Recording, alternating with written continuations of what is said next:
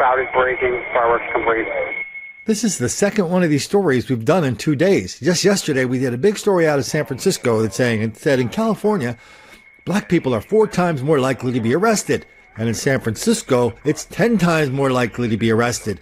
And everybody in California agreed with the unspoken assumption of the article, which is, well, there's only one reason only for that. That is because of white racism.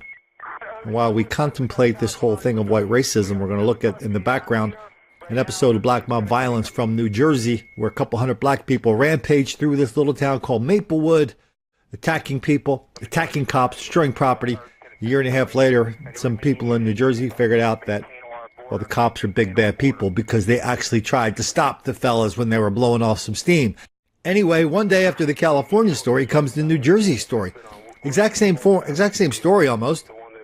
Black people in New Jersey say they're more likely to be punched, kicked by cops. Now data back them up. And the Philadelphia Daily newspaper does a long story about how the cops are constantly abusing black people in New Jersey for no other reason than they are black. No contemplation of the fact that the black crime rate is wildly out of proportion, black violence wildly out of proportion. New Jersey is run by the Democratic Party, dominated by black people in New Jersey, top to bottom, east to west, north to south.